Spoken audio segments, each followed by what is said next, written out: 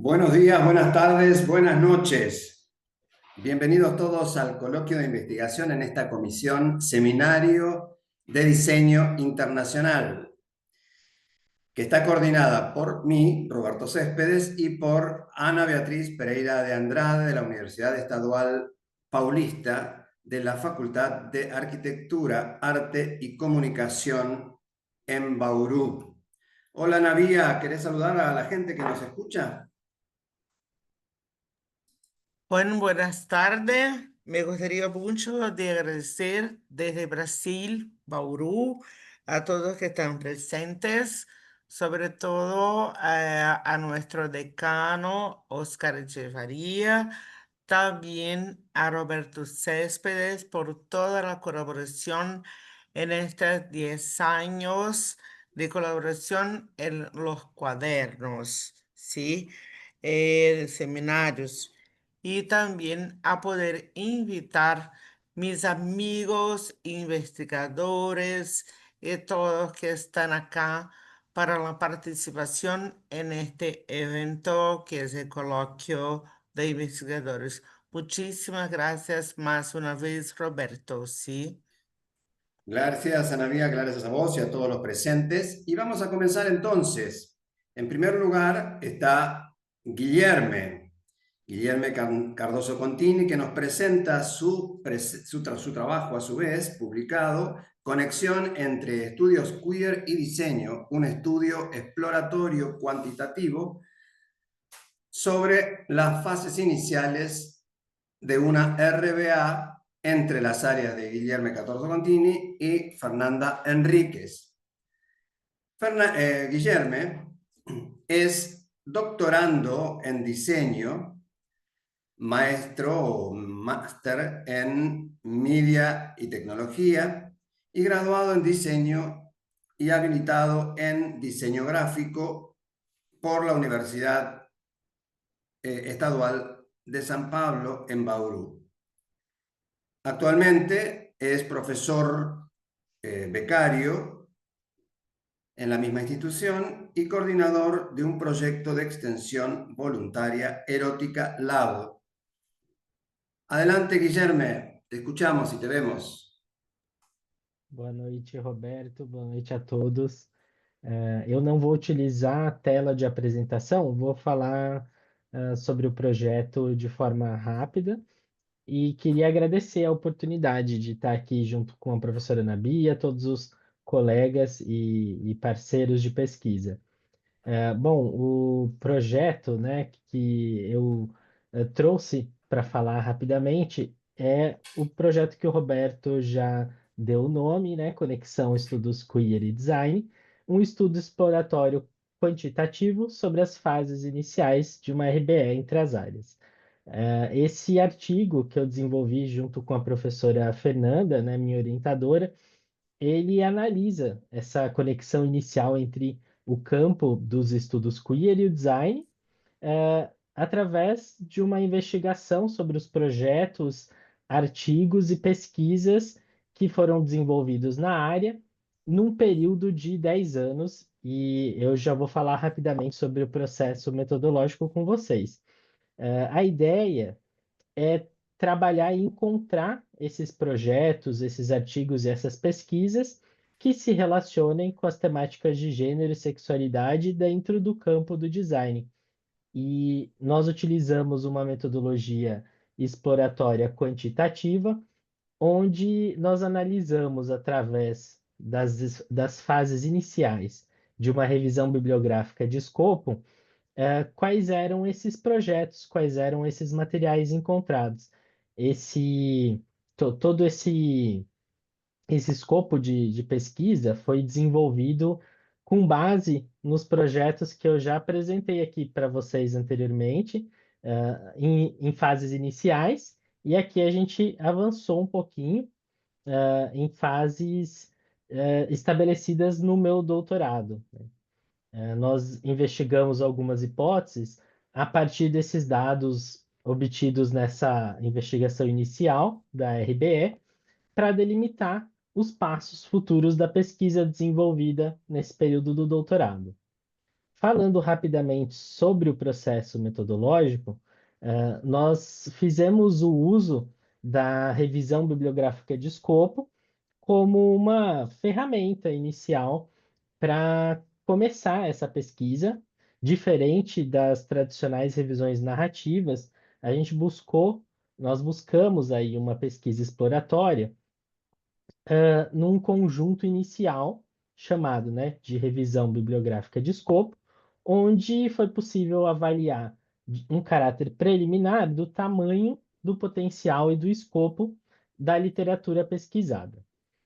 Também confirmado aí pelos pesquisadores do Instituto Joanna Breeds, da Austrália, que traz aí um manual de síntese para falar sobre a revisão de escopo e revisões sistemáticas.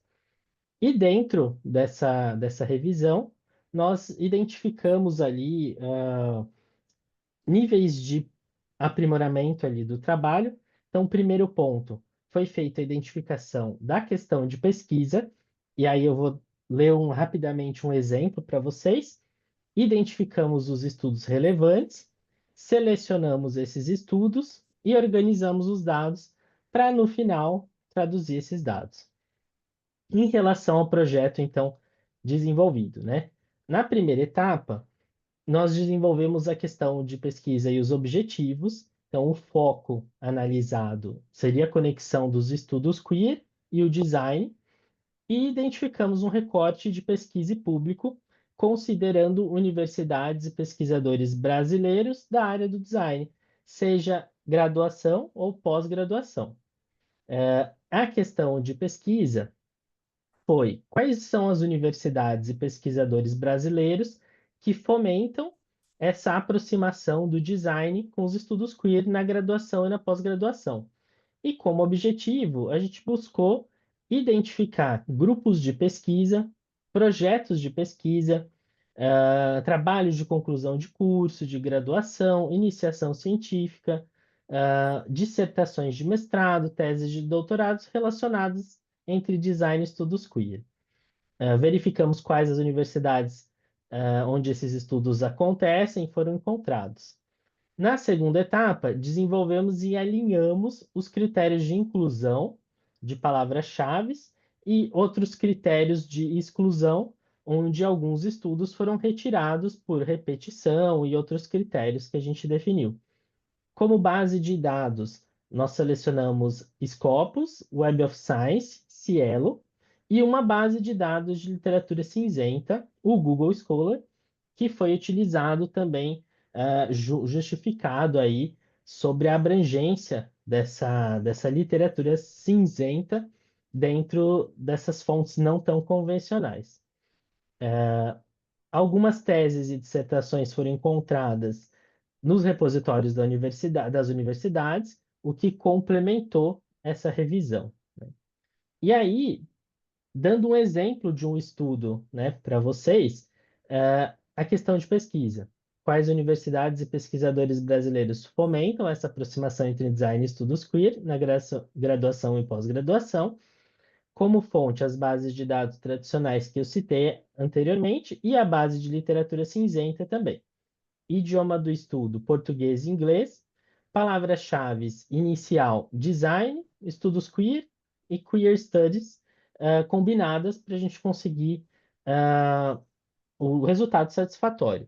O recorte temporal dos estudos foi de 2010 a 2024 e sempre buscando trabalhos que tratem de design, estudos queer e que possuam as palavras-chave no título, no resumo ou nas palavras-chave do objeto pesquisado, né? Os trabalhos teriam que ser originados no design. Então, foram excluídos trabalhos de fora da área e que não tivessem as palavras-chave, né?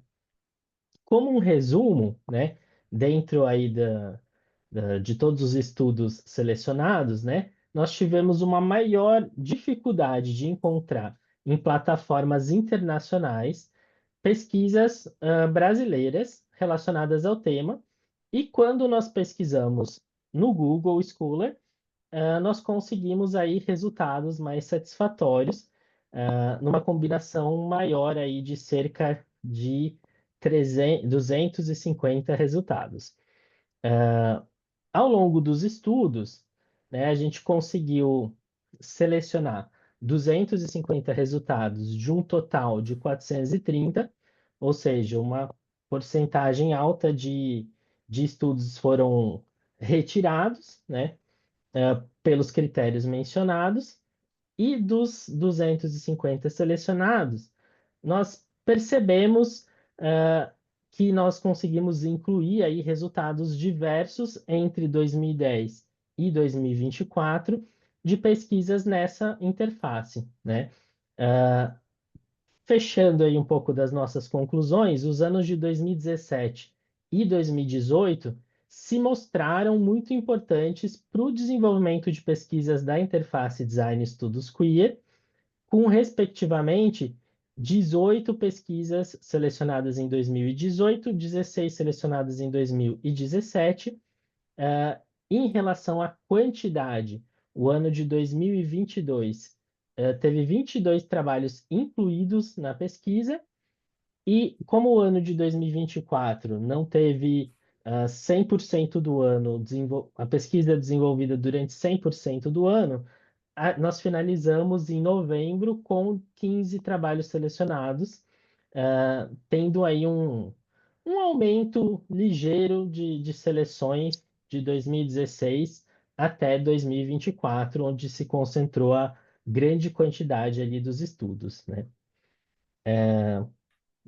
Utilizando aí uns minutinho final, o que foi interessante perceber, né? O ano de 2022 para 2024, nós tivemos uma crescente dos estudos selecionados, o que mostra um aumento das pesquisas dentro dessa área, né? Em termos de quantidade de universidades, foram declaradas 76 universidades selecionadas em todos os estudos, né? E dentre elas, algumas que a gente pode destacar rapidamente pela quantidade de trabalhos incluídos. Na FAAC Unesp, nós tivemos 8 trabalhos incluídos dentro do estudo com as palavras-chave. Na PUC Rio de Janeiro, 6. Na UFSC, 3. Na UFC, 3. UFS, 3 também. UFMG, 2. USP, 2. O FMA2 e 46 outras universidades com um trabalho cada selecionados dentro do período, né? A grande maioria dos trabalhos selecionados foram artigos, 183, que foram participantes dessa primeira etapa do estudos, e um destaque também para dissertações de mestrado, selecionadas 27 dentro do recorte maior. Fechando aí, concluindo, eu sei que o tempo é curto, né? Os resultados que a gente identificou nessas 4 etapas de revisão de escopo, eles foram mais do que suficientes para demonstrar e validar o potencial da importância desse estudo e a necessidade de continuidade de trabalhos que conectem design, estudos queer, estudos de gênero, estudos de sexualidade. Num recorte entre 10 a 14 anos, né, 14 anos analisados na pesquisa, percebemos aí uma importância de valorizar esses estudos cada vez mais e a identificação de poucos estudos comparados com estudos em outras áreas de pesquisa, né? Que provavelmente, num recorte aí de 10, 14 anos, a gente teria encontrado muito mais, né? E aí ficaria até difícil fazer uma pesquisa com um recorte tão grande. Então, num período aí de 14 anos, tivemos contribuições bastante relevantes a nível de artigos, a nível de trabalhos de graduação. Começamos as contribuições que foram avançando para mestrados, para doutorados também, e o que demonstrou a necessidade de organizar materiais, de organizar plataformas de conexão entre design e estudos queer cada vez mais.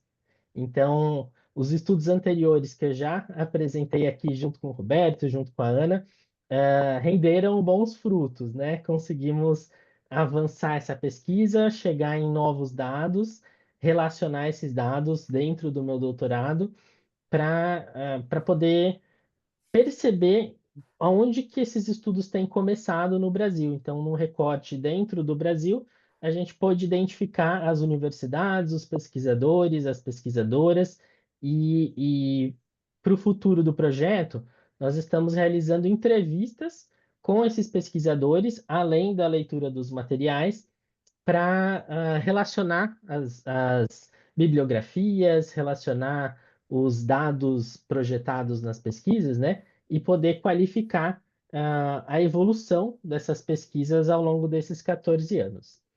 Bom, queria agradecer vocês. Eu falei rápido aí, dei uma pincelada, né? Dei uma resumida aí nesses resultados, mas a pesquisa está disponível para vocês lerem e se aprofundarem mais, né, no artigo publicado. E fico à disposição também para tirar qualquer dúvida e traçar novas parcerias aí para frente. Muito obrigado. Gracias, Guillermo. Muy claro todo. La certeza de que el tema es absolutamente de actualidad, que nosotros este año hemos tenido una tesis de maestría en la UP y una tesis de doctorado apenas 10 días atrás. El 18 de este mes tuvimos la tesis que hizo recibir al doctor Alejandro Murga sobre el tema puntualmente diseño de performance queer con acento en la ergonomía. Así que muy agradecidos. No sé si todavía, no debe estar todavía ni siquiera publicado en la web porque son solo 10 días, pero seguramente va a aparecer y seguramente ustedes van a darle una lectura porque es un trabajo muy, muy interesante.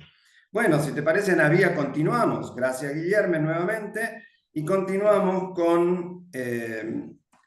a ver si coincide con nuestro horario, con Lucas Melara, querido amigo Lucas, que me encontró el auto cuando lo perdí en Buenos Aires.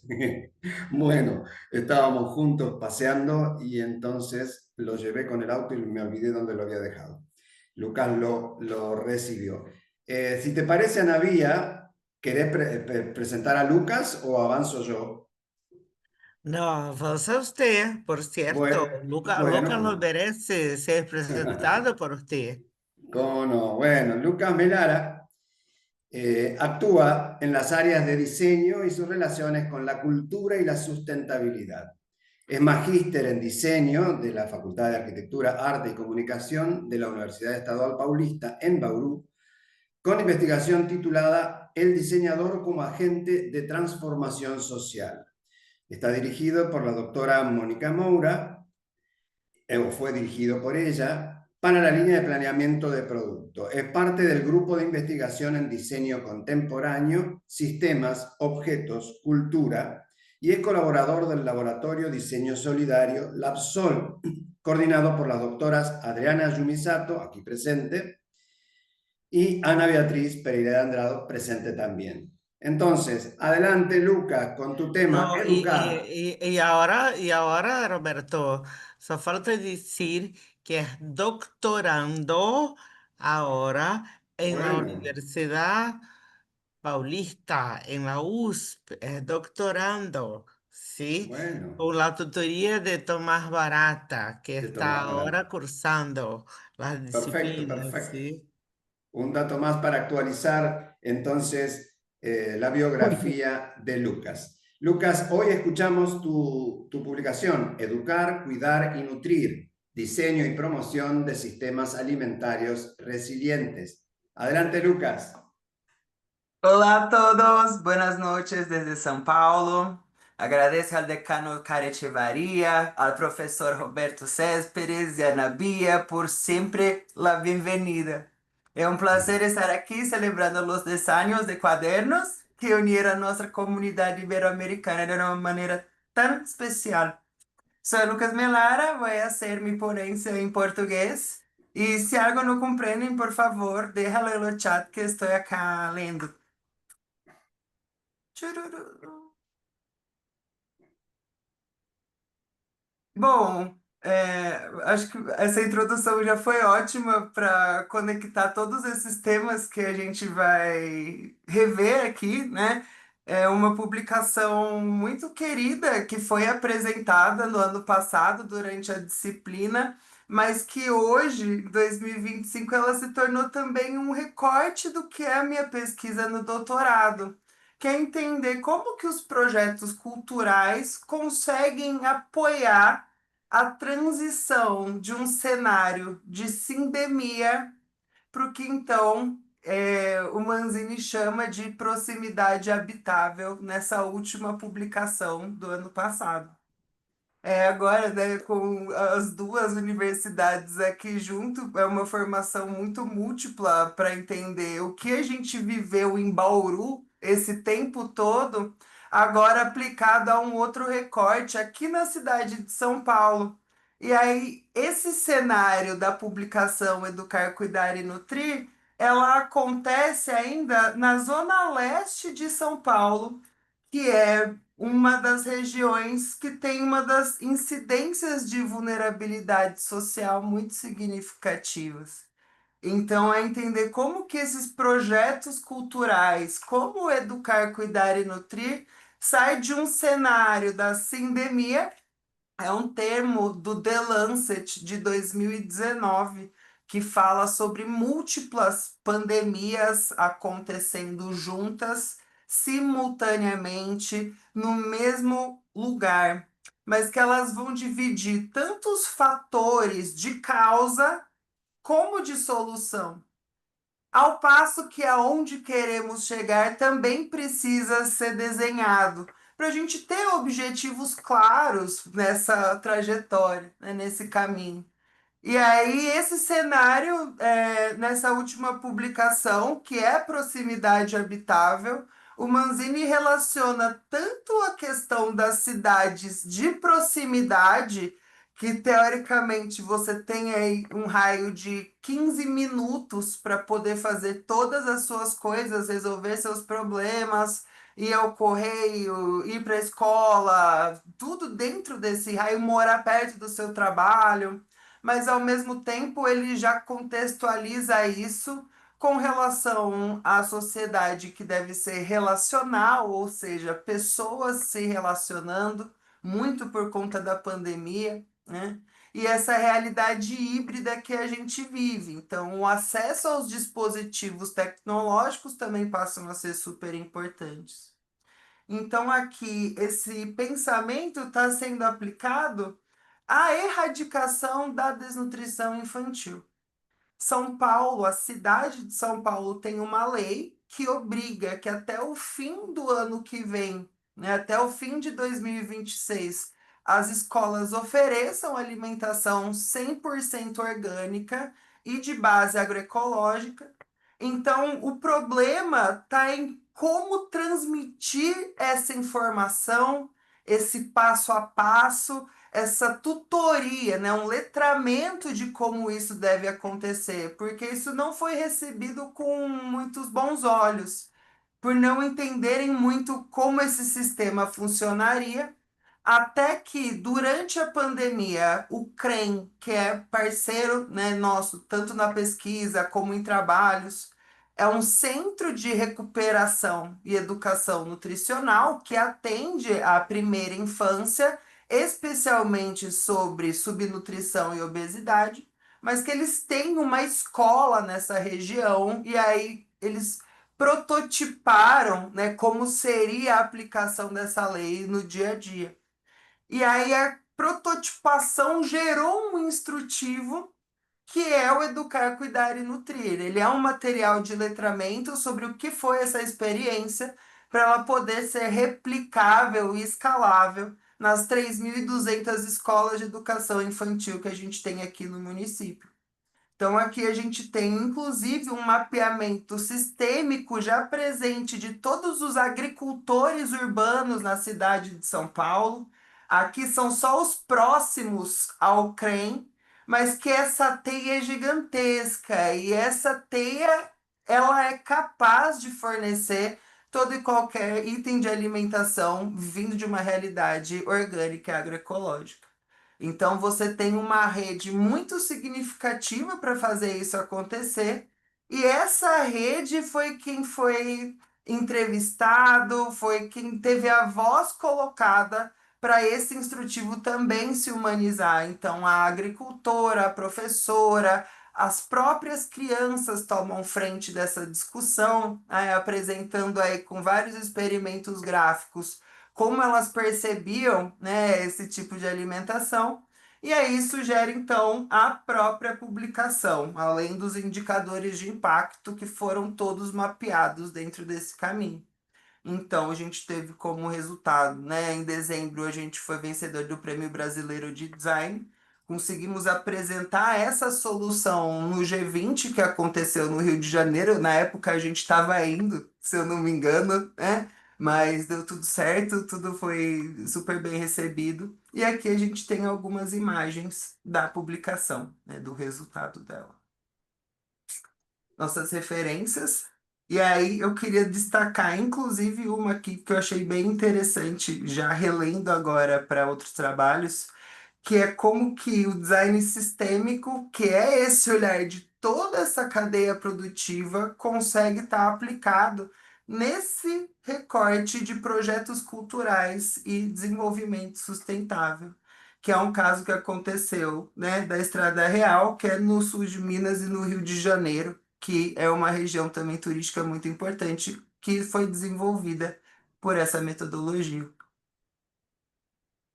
Bom, agradeço muito e muito feliz de estar aqui contando um pouquinho o que aconteceu depois daquela nossa última reunião. Obrigado.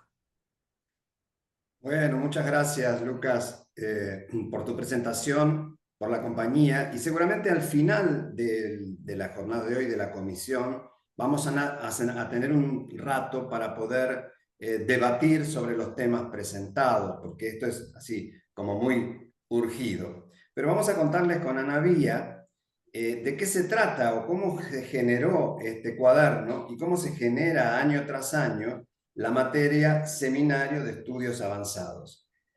Ana Vía, o Ana Beatriz Pereira de Andrade formalmente, la doctora, nos presenta un grupo de docentes de todo Brasil, ¿verdad, Ana Vía? Contanos de qué facultades, de qué universidades de Brasil han venido en este segundo semestre del 24, que es lo que estamos publicando ahora. Sí, querido, intentamos a todos los años reunir investigadores de todo el Brasil, de todas las regiones, para que estén colaborando con los doctorandos de la UP, sí. Este año estamos con personas de la UNESP, sobre todo, porque es la universidad en que yo trabajo, pero estamos, por ejemplo, con Adriana, que ha venido de San Pablo, con Lucas, que ahora está en USP, que es la Universidad de Punta. Estamos con las personas de la Universidad de Minas, personas muy importantes. Estamos con Angélica, con Jade, que es de UNESP también.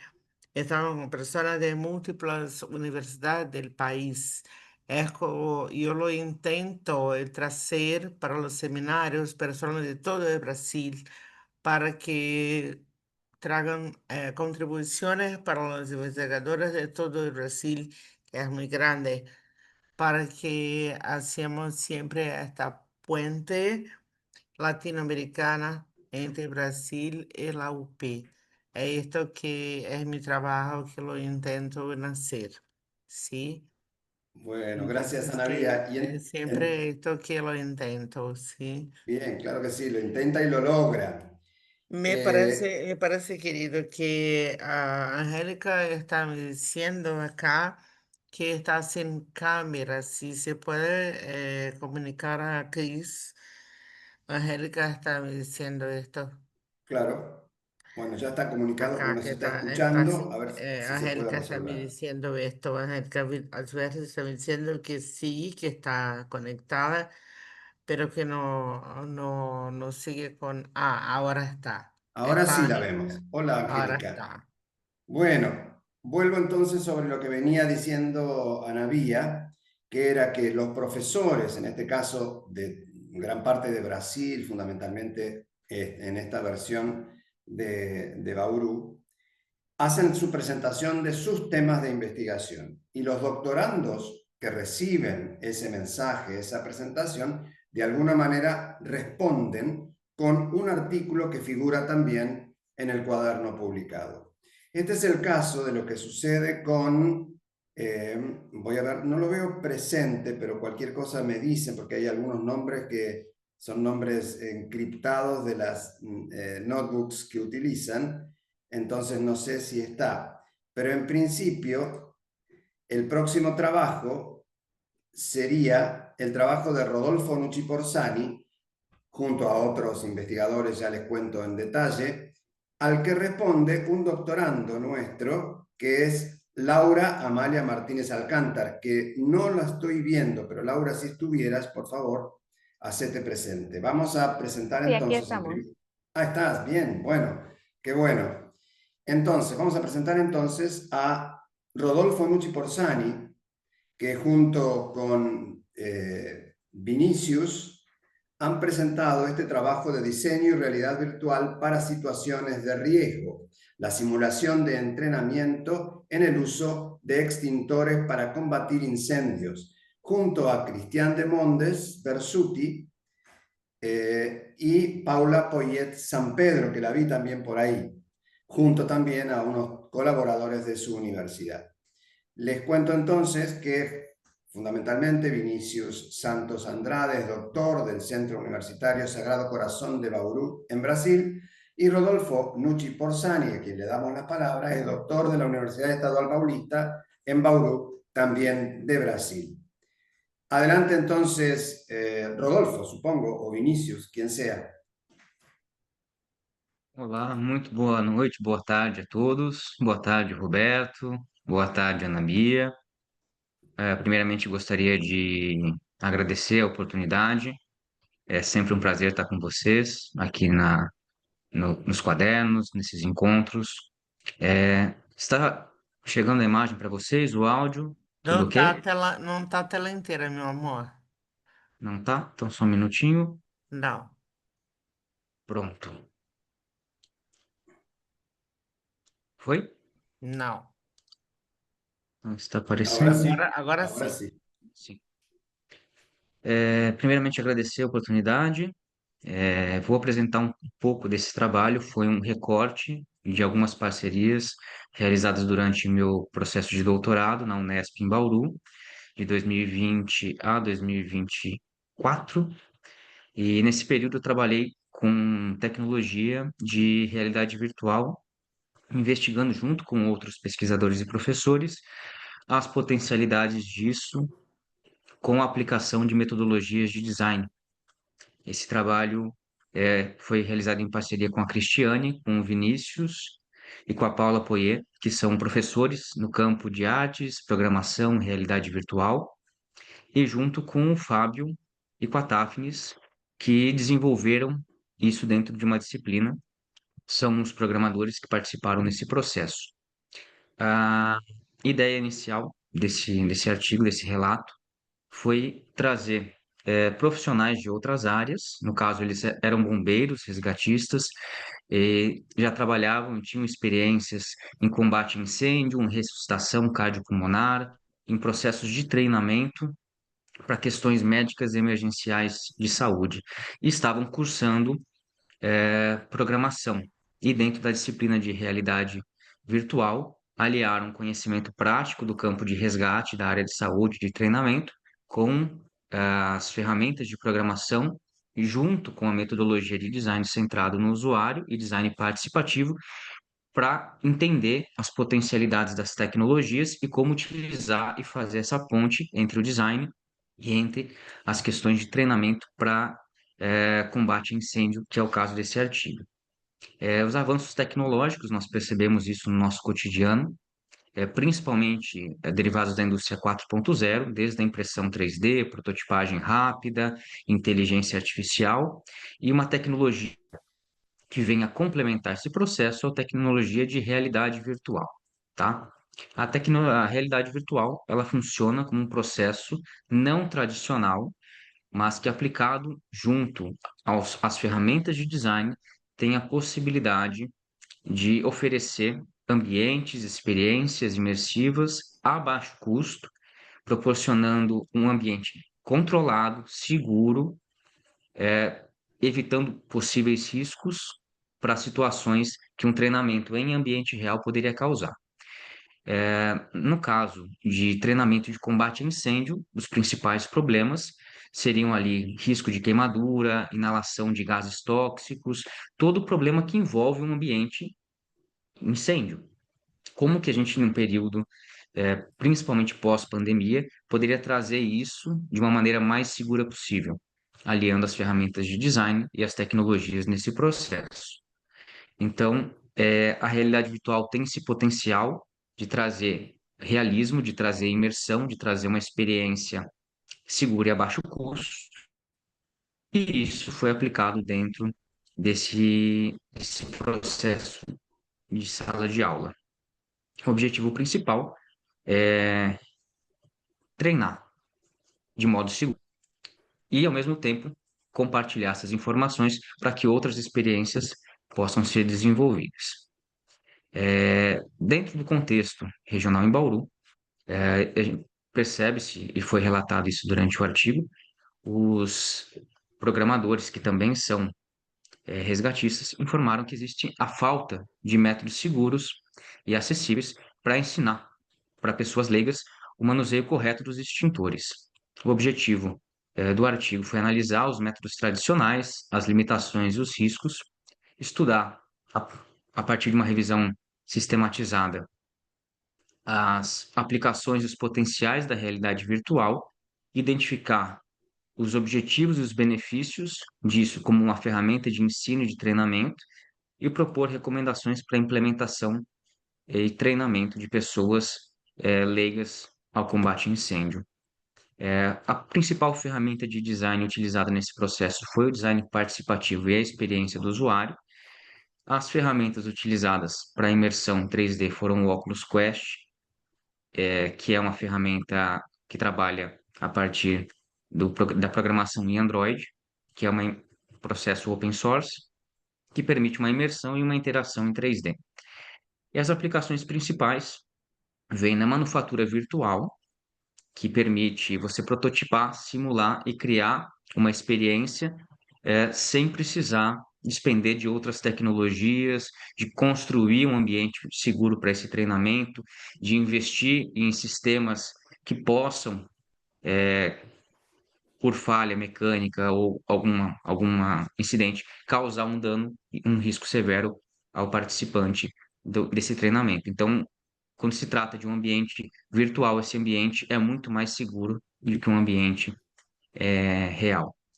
Foi realizada a revisão bibliográfica, modelado dentro do software da Unity, um ambiente 3D que simula uma cozinha, a criação desse cenário com diferentes tipos de incêndio, com diferentes tipos de extintores e com treinamento, a instrução da técnica e com feedback em tempo real. Então, para cada incêndio diferente, para cada combustível diferente, um extintor diferente, como prevê as normas de segurança, e cria-se ali uma possibilidade de um treinamento realístico. Rodolfo, As 2 minutos para aplicações, redondear. tranquilo. Os cenários são realistas, possibilitam essas diferentes atividades, esses diferentes tipos de treinamento de materiais disponíveis, reduzem os custos, reduzem os riscos, trazem uma retenção melhor no aprendizado, uma interação segura. Aqui nós temos algumas renderizações desse ambiente. Então, desde óleo no caso da panela, papel, madeira, curto-circuito, então diferentes fontes de fogo, diferentes tipos de treinamento nesse ambiente controlado. E essa é a maquete superior. E os resultados principais é que a realidade virtual ela tem um compromisso com a experiência prática, ela tem algumas limitações referentes ao peso, à textura, ao manuseio, mas ela permite um treinamento visual e de movimentação significativo, tem um potencial para futuras melhorias desses cenários, desse modo de interação, por meio da gamificação, por meio de informes de rendimento, de um modo colaborativo. Ainda é um protótipo em desenvolvimento, esse simulador de combate a incêndio, mas ele tem uma aplicabilidade prática, um baixo custo e fortes indícios de um potencial positivo no treinamento de combates a incêndio. Existem diferentes níveis de prevê-se desenvolver diferentes cenários, diferentes níveis de dificuldade, e a ideia é conseguir uma certificação digital para esse treinamento.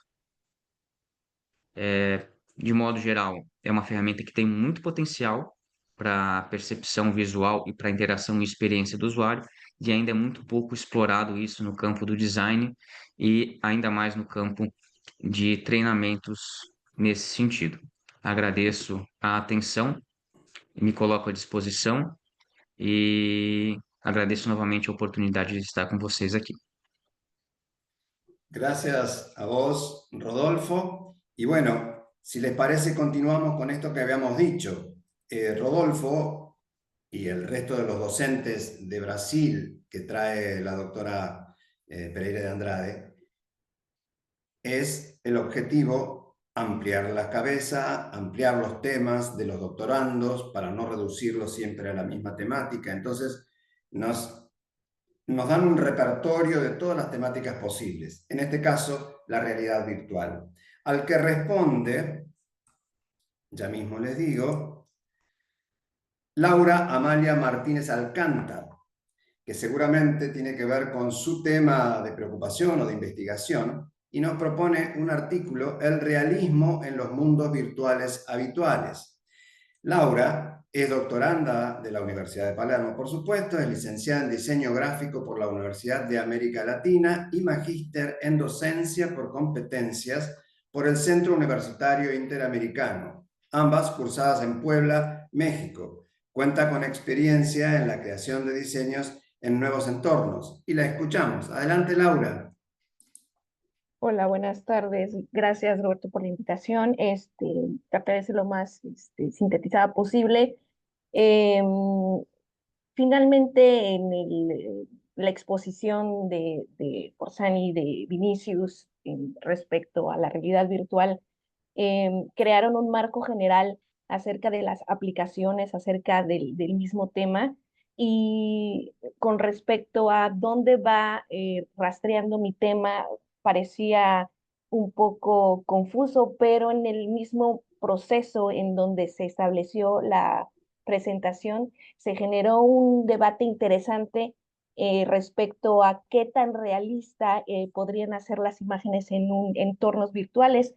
Me parece que Roberto en ese momento tira la pregunta y de ahí empieza un feedback, una retroalimentación bastante interesante en donde me proporciona a mí una línea en donde se puede explorar esa misma pregunta acerca del realismo en los mundos virtuales. Mi artículo establece un concepto de una definición general de los mismos, lo que hace que se genere también una amplitud acerca de qué es el realismo en sí y las opciones que o las posibles opciones en las que la narrativa audiovisual podrían ayudar en este tipo de realismo en los entornos virtuales, ¿no? Que establece que no precisamente podríamos poner a un realismo en el entorno virtual como tal, sino también utilizar otras opciones que posiblemente ayuden a la infraestructura en áreas de la industria que a lo mejor no tengan la misma infraestructura, pero utilizando una narrativa audiovisual específicamente en el espacio, se pudiese también generar tanto en los medios, yo pongo los medios de videojuegos, como en la realidad virtual aplicada, para poder así establecer un nuevo paradigma en el cual sea una opción como tal esta narrativa audiovisual en estos entornos virtuales.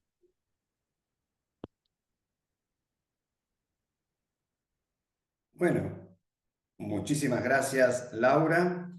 Ven esto que le decíamos, que nos proponíamos con la doctora Pereira de Andrade, con Ana Vía, entablar esta suerte de conversación entre los docentes que vienen del Brasil y los doctorandos que están en este caso desde México, como para que empiecen a articularse pensamientos, reflexiones, cuestiones académicas que les ayuden a avanzar sobre sus propias investigaciones. Excelente para ambos. Seguramente alguna cosa más van a poder decir si nos queda tiempo hacia el final. Pasamos ahora, si les parece, al trabajo de Adrián. Sí, Roberto, que Sí. es mucho bueno las puentes que se hacen entre Brasil y otros países. Sí, Laura, por cierto, si quiere estar con Rodolfo en contacto, que Rodolfo los bote en chat su contacto, ¿sí? Y me gustaría solo decir que los tres que han presentado ahora, Lucas, Rodolfo y Guilherme. Rodolfo ahora ya doctor. Lucas, Guilherme, doctorandos, fueron mis estudiantes en grado, desde grado. Entonces que tengo mucho honor de los tener acá en conjunto en este momento, ¿sí? Y Me Laura, por imagino. favor, se pone en contacto con Rodolfo, una persona muy generosa que, por cierto, va a trocar cosas con usted, sí, acerca de su investigación, que ya está en nivel de editor, está en Italia, en este momento en madrugada, en allá, pero que está, tú ves la carita de ellos, sí, De está sueño. acordado para estar con nosotros, sí, pero Bueno, puede estar en contacto por email o por teléfono, sí, querida.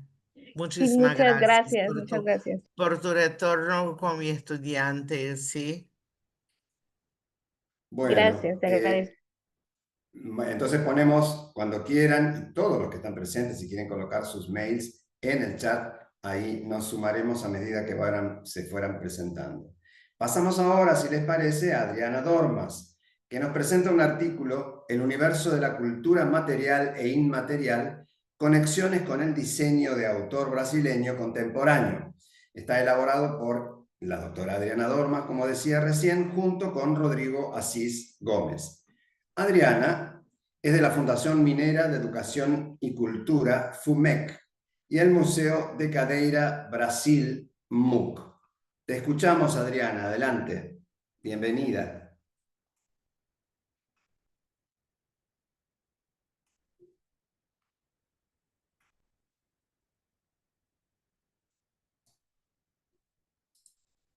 Adriana, Bom áudio. ahora sí. Você passar, vê para mim, por favor. Primeiro, eu quero dizer que é um prazer estar aqui mais uma vez, ter esse contato com vocês, agradecer aos colegas, tá aqui, ó, a Ana Bia, ao professor Roberto, poder falar com a América Latina, discutir, questionar e entender o que é fazer design na América Latina, e meu foco aqui é o design arte. Agora é só aumentar. Então, o título do meu trabalho é O Universo da Cultura Material e Imaterial, Conexões com o desenho de autor brasileiro contemporâneo. Eu escolhi o design arte como campo de investigação pela originalidade do tema e por ser uma área que tem tido muito reconhecimento desde a década de 1980, desculpe. É um design carregado de afeto, de sensibilidade e principalmente de artesania. Eu tenho como objetivo geral, né, compreender como se processa essa criação no campo do design arte. Dessa novíssima geração de designers no contexto social e cultural brasileiro. E é preciso esclarecer aqui, né, que a novíssima geração, eu me refiro aos jovens designers que produzem no século XXI, na hipermodernidade, no contexto de autoprodução, com suporte das mídias sociais, eles estão nos blogs, nos fóruns, nas plataformas específicas onde esses designers divulgam os seus trabalhos. Como metodologia, a pesquisa foi conduzida por uma abordagem qualitativa, de natureza analítica reflexiva, né, que é estudar a vida e obra desses designers, né, com a atuação no design e arte, como marco cronológico a partir dos anos 2000. E esse levantamento foi feito nas galerias, nas exposições, museus, feiras de design, em diversas publicações. São esses diversos atores que atuam neste segmento. A gente tem várias manifestações dentro do design art, né, que são essas aqui que estão elencadas, mas que eu vou aqui focar somente nas peças únicas, que são as peças one-off, e no caso, meu artigo, eu mostro 2 designers, no caso aqui eu só vou apresentar um, que é o Rodrigo Ambrósio. Peça on-off, né, as peças únicas, como o nome já diz, ela é singular, ela é única, ela é limitada a uma vez só, então ela adquire esse status de arte. Bom, este designer ele foi escolhido pelo grau de protagonismo e pelo processo de concepção autoral que ele tem. Então, o seu trabalho está presente em galerias, em museus, em feiras e vários eventos relacionados ao design. Aqui nós temos a cadeira Engenho. Ela foi produzida em 2015. O material dela é a rapadura, que é um açúcar de cana não refinado, que preserva o sabor natural de caramelo, do açúcar e é típico da região do Nordeste do Brasil. E ela a rapadura é fabricada em pequenos engenhos da região Nordeste. O que ele questiona com essa peça? Ele coloca, o questionamento o que nos alimenta? Então, com essa inquietação em encontrar respostas e, por consequência, explorar matérias-primas inusitadas, a ideia desse projeto foi resgatar a história da colonização no Brasil, e ela foi feita na última máquina remanescente do engenho São Lourenço, em Água Branca, no estado de Alagoas. Então, o que a gente tem aqui? Essa cadeira, ela foi executada em 50 quilos de rapadura, nesse único engenho em funcionamento, e aqui eu vou detalhar o processo. A partir do questionamento do que nos alimenta, ele fez uma visita ao local, conheceu o processo de feitura da rapadura, expôs sua ideia ao proprietário do engenho, que a princípio estranhou, mas aceitou o desafio. E aí ele produziu a forma com compensado naval para aguentar a umidade, né, do líquido. No primeiro teste, tanto a forma quanto a cadeira, elas quebraram. Numa segunda tentativa, ele deixou por 30 dias na forma e só retirou para fotografar em seu estúdio, embalar e enviar para São Paulo, onde essa cadeira foi exposta na galeria. No evento, ele colocou uma faca para as pessoas comerem a cadeira, que está em detalhe aqui, a cadeira em pedaços. Acabou a exposição, a cadeira também chegou à sua finitude. Aqui o detalhe, né, do líquido, da rapadura sendo feita, colocando o líquido, a rapadura, na forma de compensado naval, para ela, onde ela ficou por 30 dias.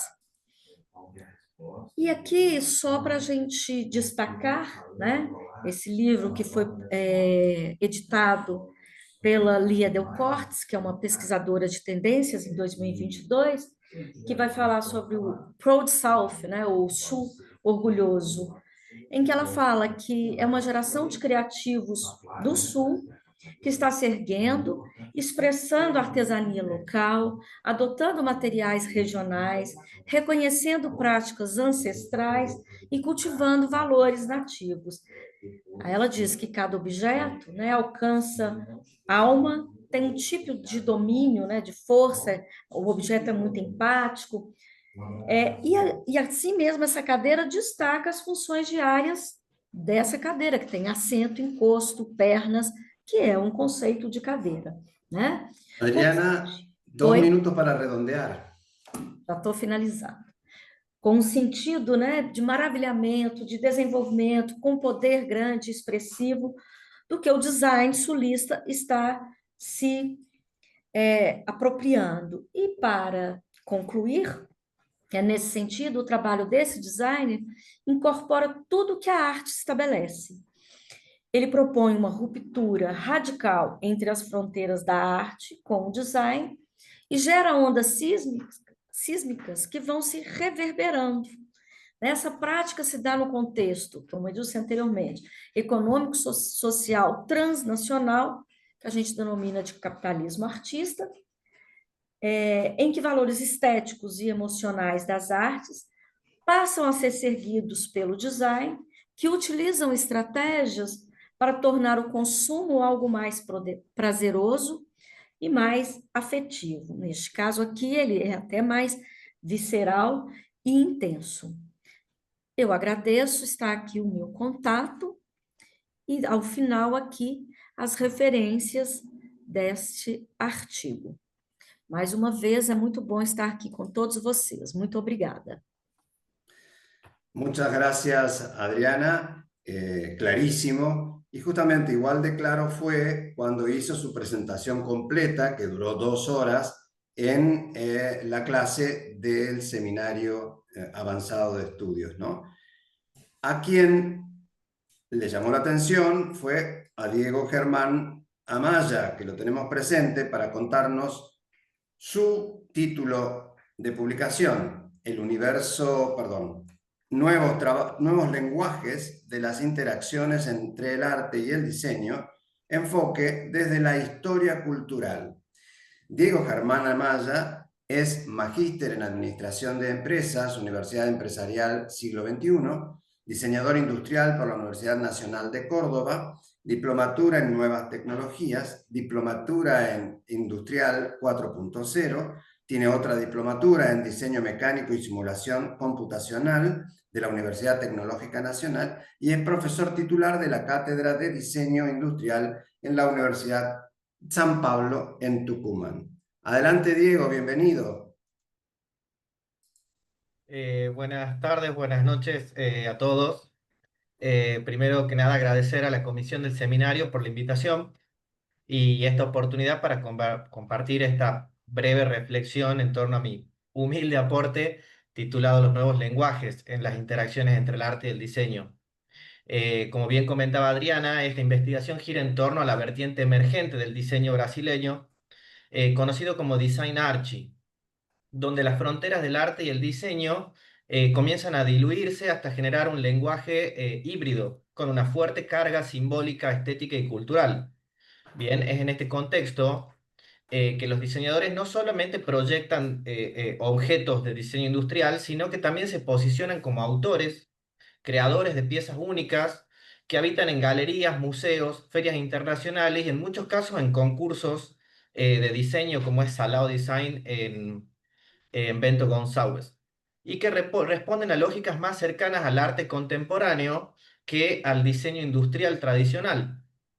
Mi análisis se centró básicamente en 3 aspectos clave. Primero, en el contexto hipermoderno que se inscribe este fenómeno vinculado a lo que llaman algunos autores el capitalismo artístico, caracterizado por una valoración de lo que es escaso, lo artesanal y lo singular. Segundo, esta metodología cualitativa que aplica la autora, que privilegia el estudio de casos múltiples sin caer en comparaciones forzosas y que logra captar esta riqueza cultural en estos procesos. Y tercero, el aporte que realiza esta tesis al campo del diseño industrial, al visibilizar una práctica que desafía los paradigmas ya preestablecidos en la disciplina. Un aspecto que destaco, como estas obras concebidas como one-offs, ediciones limitadas, que responden al imaginario personal del diseñador, tanto como una narrativa colectiva, bien que entrelaza una tradición, la memoria y la técnica. Esto se hace visible claramente no solamente en el trabajo del diseñador que acaba de presentar Adriana, sino también en el de Rodrigo Almeida, Sergio Matos o Carol Gay, que se apropian de saberes populares y que reinterpretan un lenguaje visual y sofisticado, incluso a veces provocador, como el de Leo Capote. Al integrar, en primer lugar, el concepto de hibridismo y hipermodernidad, se ofrece esta perspectiva innovadora que permite analizar esta dilución de fronteras entre el diseño y el arte de una manera profunda y que esta nueva comprensión tiene implicaciones significativas para futuras investigaciones y creo que puede servir como base para el desarrollo de nuevas teorías o miradas. En segundo lugar, en cuanto a la metodología, si bien la selección de casos es muy representativa, no se establece un instrumento para dimensionar el grado de reconocimiento que tienen estos diseñadores, artistas en el mercado. Se evalúa su relevancia por la participación en museos, ferias o galerías, eh, pero sería interesante explorar la metodología empleada para determinar la gradiente protagonista de estos diseñadores del Design Archie. Resulta fundamental indagar también las particularidades y en los significados subyacentes de cada pieza, a fin de establecer una relación más estrecha entre el objeto artístico, su creador y el mercado que los demanda. Y por último, complementando estos hallazgos, se propone incorporar quizás las ideas de Marc Abeles sobre microculturas híbridas para enriquecer el análisis de la influencia cultural. Bien, así como los japoneses no se les impide tener una forma propia de interpretar y bailar tango, a los diseñadores brasileros contemporáneos tampoco tener una forma propia de interpretar y diseñar artesanías con técnicas tradicionales del diseño industrial y procesos locales. Esta emergencia de nuevos flujos poseen un tratamiento local de las distintas fuentes que confluyen en lo que se llama o denominan la criollización de las culturas. Y aunque se ofrece, por último, una perspectiva muy valiosa acerca del vínculo entre la escasez y el refinamiento y el valor de las piezas, se considera incorporar una visión más holística que podría incluir la teoría de la ineficacia relativa de Toffler, que dice que según cuanto más automatizamos la producción de bienes y rebajamos sus costes, más aumentamos el costo relativo de los servicios artesanos y no automatizados. En conclusión, este análisis ha evidenciado la categorización de un objeto como Design Archie y requiere la participación del mismo en museos y galerías. Si bien esta exposición de estos lugares es un indicador significativo de esta categorización como Design Archie, es necesario profundizar en aspectos críticos específicos que son los que determinan la selección de piezas para que ingresen en estos espacios. Bien, podría ser una línea de investigación prometedora que consista en identificar atributos visuales, estéticos y emocionales que caracterizan al Design Arch brasilero. A través de esta comparativa de obras expuestas en diferentes instituciones, podría establecerse un conjunto de parámetros que permitan operativizar y facilitar su aplicación en la selección de intermediarios culturales. Finalmente, considero que este fenómeno no solo redefine las prácticas del diseño en Brasil, sino que también invita a pensar nuevos criterios de legitimación, circulación y consumo en el ámbito del diseño autoral latinoamericano y nos desafía a seguir explorando cómo objetos de diseño pueden convertirse en vehículos de identidad, crítica y belleza. Muchísimas gracias a todos.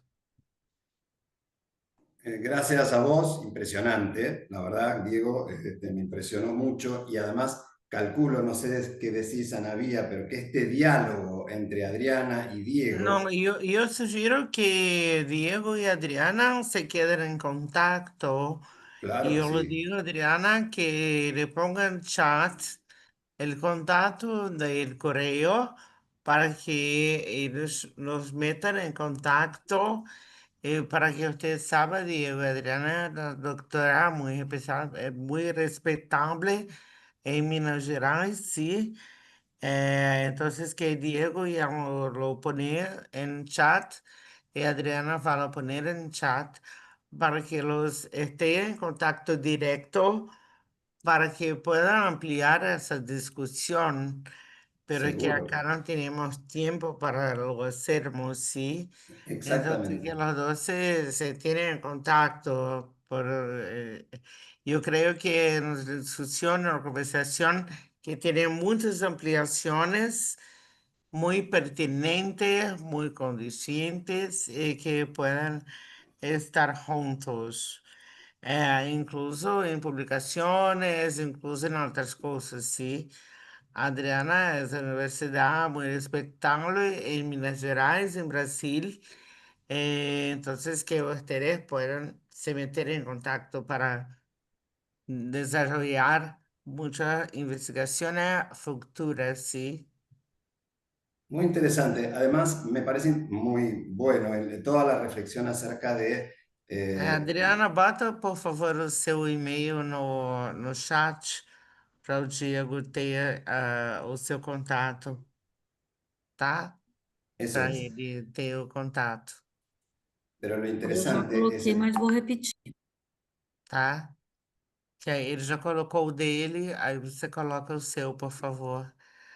Porque ele já colocou o dele, aí você copia, por favor. Qualquer coisa a gente pede para o Roberto, tá? claro que Beleza. sí. Yo Obrigada, igual tengo querido. los contactos y además tienen la publicación que ya desarrolla puntualmente y enfoca bien cada una de las posturas que, como le decía, pone en discusión el tema de quién decide qué es arte, puntualmente cuando viene incluso desde el diseño. Interesante discusión muy prolongada, si desde Andy Warhol en adelante que empezó su planteo sobre la legitimación del arte, empezar a pensar un poco esos temas. Ojalá tuviéramos tiempo Yo ahora. creo que esa discusión de entre arte y diseño y también entre el tradicional que viene de Bauhaus, ¿sí? Y Claro, después que va al contemporáneo, es muy densa. claro que Entonces, que sí. la persona que haga una investigación específica acerca de esto, ¿sí? Que debemos de a conversar en otro momento, ¿sí? Seguro. En algo E que incluso, arte, artesanía, diseño seguro, contemporáneo, son cosas que son muy densas a se conversar, que podríamos nos acercar cerca de 20 años haciendo seguro que esto, sí, ¿sí? seguro que sí. Y también para aportar algo más, lo mismo que hace Diego respecto del trabajo de Adriana, se está Sí. trabajando en una materia en el doctorado, epistemología en diseño, que Sí, no, justamente el próximo, por cierto, que esta maestría, Adriana ya tenía un trabajo más denso acerca de esto hace muchos años, entonces que una conversación entre ellos es muy buena. Por claro que sí, cierto, es el objetivo de nuestros seminarios avanzados internacionales, ¿sí? claro que Ese es sí. nuestro objetivo principal, ¿sí? Bien, y ahí por eso estaba por comentar que justamente este viernes, a esta misma hora, a las 18 horas hora argentina, tenemos la presentación de otro de las publicaciones que tiene que ver con arte, diseño, ingeniería y artesanía, por supuesto, que tiene que ver con un trabajo que hizo originalmente Rich Gold. Esto está coordinado por la doctora Roxana Hinault. Quienes quieran venir, por supuesto, están abiertos para seguir discutiendo estos temas más bien de carácter epistemológico. Pero seguimos, porque hay mucho por decir todavía. Y pasamos entonces a Adriana Yumisato, que nos habla de diseño, moda y sostenibilidad. Camino, conexiones y soluciones. Son reflexiones, visiones de un grupo de investigación en diseño de la Unesp Bauru en Brasil. Ella lo realiza junto a Caio Matthews de Almeida Bardelli y Camila Longini Becerro y otros colaboradores. Adriana Yumisato, que está aquí presente, es doctora y máster en Ingeniería Mecánica por la Unicamp, Campinas, São Paulo, Brasil. Profesora del Departamento de Diseño de la Facultad de Arte, Arquitectura y Comunicación de la Unesp Campus Bauru, en São Paulo, y licenciada en Textil y Moda por la USP, Universidad de São Paulo, Brasil. Adelante, Adriana, te escuchamos. que Bienvenida. está ahora con una bebé que va a se llamar Naomi. ¿Sí? Sim, Con 6 meses de bebê. Ah. vamos acrescentar, professor Roberto, mais uma autorinha, mini autora, minha bebezinha que está aqui comigo. Colaboró con la investigación, muy bien. Boa noite a todos. Gostaria de agradecer aqui novamente a oportunidade de estar aqui com vocês, com este grupo, né, com todas as colegas aqui. Agradecer ao professor Roberto, professora Ana Bia, pelo convite, e trazer um pouco de um resumo do artigo intitulado Design, Moda e Sustentabilidade, Caminhos, Conexões e Soluções. Esse artigo é meu, junto com discentes da Unesp. Então, a Camila e o Caio são pesquisadores de mestrado, e Bianca, Carolina e Mariana são pesquisadoras da graduação de iniciação científica, todos meus orientandos aí, aqui no curso de design. Bom, em termos gerais, nosso grupo trabalha nas seguintes áreas de investigação, de impactos ambientais, consumo consciente, novos processos de criação, reciclagem e reutilização têxtil. Então, só para contextualizar, todos nós estamos ligados conectados com esses assuntos, dentro da cadeia têxtil de confecção, produção de vestuário, consumo de moda. Nosso grupo, ao longo desses 1 ano e meio, 2 anos, trouxemos alguns resultados dessas pesquisas que ainda estão em curso. O Caio, o meu orientando de mestrado, vai defender a sua dissertação no fim de agosto, né? Então, nós estamos aqui com essas pesquisas, levantando alguns resultados interessantes a partir dessas pesquisas sobre o design de serviço, como, né, o design de serviço pode trazer práticas inovadoras como o redesign, a reutilização e as formas criativas de redefinir produtos que nós consumimos, nós produzimos diariamente na nossa profissão, na nossa pesquisa no design. Nós também, com relação aos impactos ambientais, também temos algumas observações sobre o fast fashion. Fast fashion é aquele movimento de consumo e produção rápida de peças de vestuário, tanto os impactos negativos nas esferas ambientais e sociais, principalmente por conta da cadeia de suprimentos, como que funciona abastecer uma cadeia que se alimenta de tendência muito rapidamente e também descarta essa tendência muito rapidamente com o passar e a troca desses desejos que movem a cadeia e a produção de moda. E com isso, nós somos também levados a pensar o resíduo do pós-consumo, que é resultante desse consumo acelerado vindo dessa produção do fast fashion, em que, estatisticamente, em porcentagem, né, que a gente pode chegar com pós-consumo. O pós-consumo, ele é o descarte do consumidor final, então, o nosso descarte como compradores de peças de vestuário. Então, como esse descarte acontece, né? Então, se essas roupas, elas são reutilizadas ou se essas roupas podem ser convertidas em produtos novos e como essa porcentagem ainda é baixa. Isso também nos leva à discussão do consumo consciente, então, dessa mudança parcial de uma parte dos consumidores olhando para a produção artesanal, que utiliza resíduos locais, resíduos das próprias indústrias, inclusive,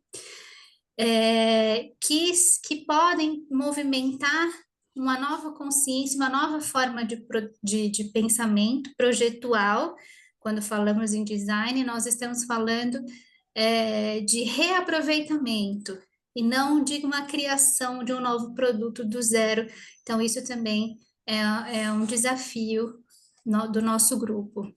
O mercado de segunda mão, que também é um patamar aqui de consumo interessante, também de nicho ainda, de mercado consumidor, como as pessoas se relacionam, se elas se relacionam bem ou se elas se relacionam mal com roupas. Então, ao mesmo tempo que temos pessoas que só compram nesse movimento de segunda mão, nós temos pessoas que são muito resistentes a esse tipo de roupa já utilizada, né?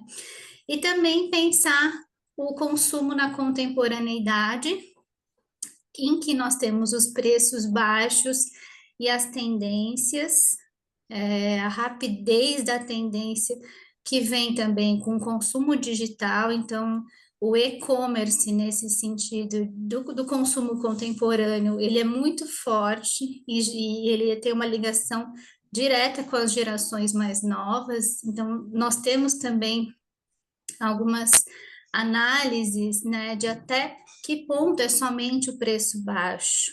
Então, até que ponto é o desejo do consumo de elementos que são virais, que viralizam na internet.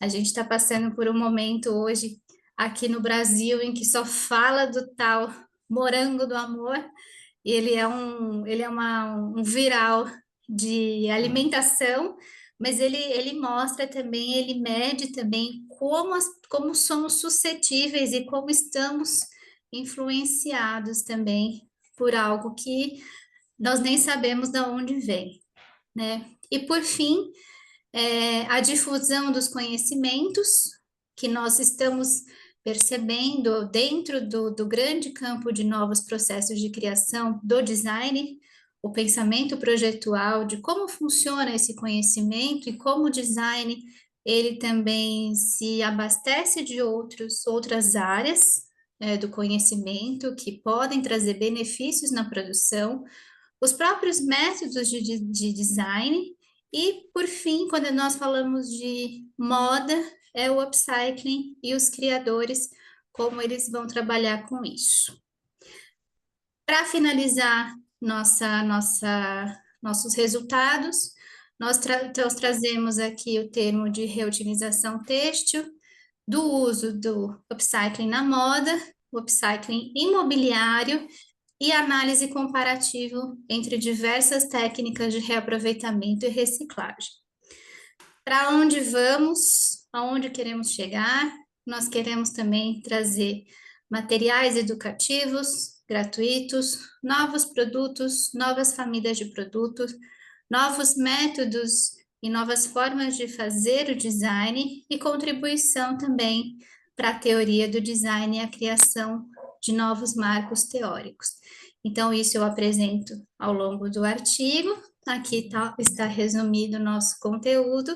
Eu agradeço a atenção de todos. Muito obrigada novamente, professor Roberto, professora Ana Bia, pela oportunidade de estar aqui divulgando e dividindo com todo mundo os resultados das pesquisas. Muito obrigada. Muchísimas gracias, Adriana. Muy ambicioso el proyecto o los proyectos, las expectativas que tienen sobre ese trabajo. Me encanta que así sea.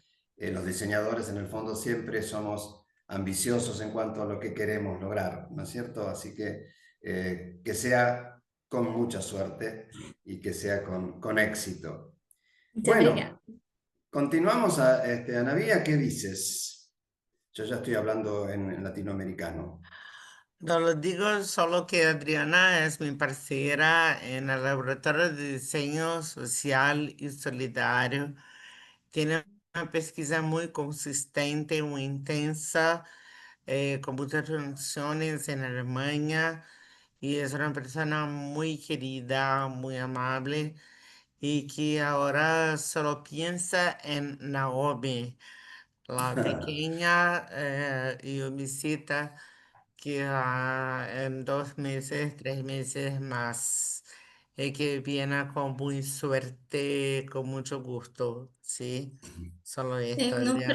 No próximo ano estarei eu e minha bebezinha aqui na tela com vocês, com certeza. Seremos duas.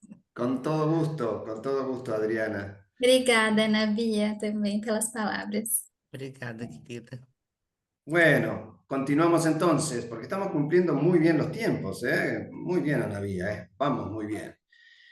Bueno, pasamos entonces a Angélica Adverse, o Angélica Adverse, que nos habla también desde la moda en ropas de artistas para futuros sensibles tecnoafectos contemporáneos.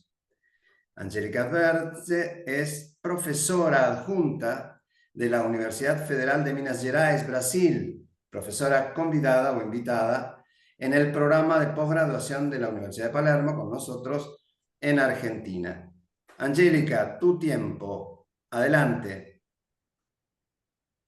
Vocês estão vendo a minha tela? Sí. Ah, sim, então ótimo. Vamos, Então, querida, só não está inteira. ah, tá. Só um minuto.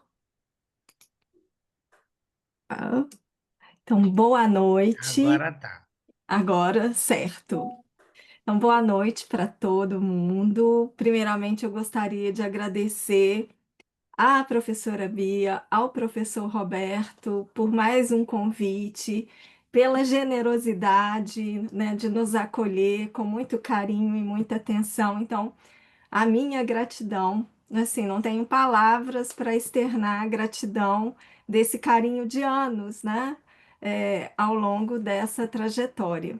Então, eu fiz um pequeno resumo desse artigo, que na primeira apresentação ele ficou um pouco mais extenso. Eu tive, como o professor Roberto colocou, a ambição de querer fazer, né, um arcabouço da relação entre arte, moda e design, partindo do século XIX, das experiências românticas, até a contemporaneidade. Mas no artigo isso não deu certo, eu não consegui fazer, então eu me resumi e tive então a humildade de tentar fazer uma análise um pouco mais sintética sobre o trabalho dessa artista australiana, que é a Lucy McRae, e ela teve um trabalho muito importante durante a Bienal de Veneza, o ano de 2021 para 2022, no qual ela fez uma análise reunindo de forma interdisciplinar o design, a moda, a arquitetura, para pensar as relações afetivas durante e após a pandemia. E diante de toda a situação contextual que a pandemia, né, do Covid-19 trouxe para a gente naquele momento, e já se vão 5 anos, né, de processo pandêmico, ela fez a seguinte pergunta: a gente estaria não só passando por uma pandemia que nos isolaria, mas também por uma pandemia afetiva? A gente ainda é capaz de externar nossas emoções e sentimentos e, a partir disso, construir afetos mais empáticos no espaço social?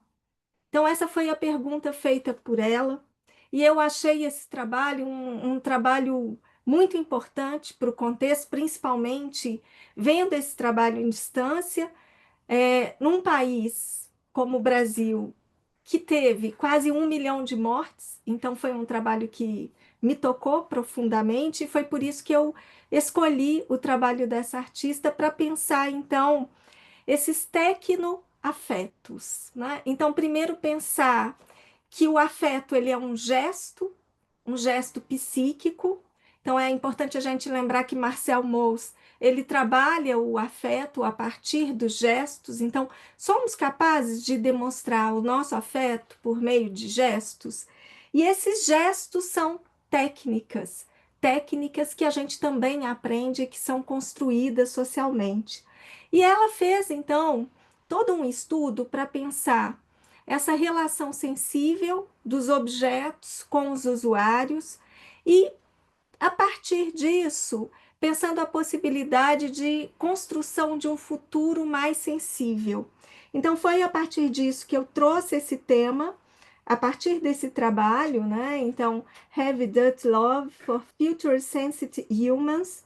Então, para ela é importante pensar em que medida há, né, uma certa hibridização da prática criativa que possa unificar vários campos, e a partir de então ela constrói esses vestíveis sensoriais que vão operar como tecnologias de produção de afeto em resposta à crise contemporânea do sensível, agravada por 2 motivos: a pandemia durante, né, os anos de 2021 até 2022, e pelo processo de tecnologia dos corpos.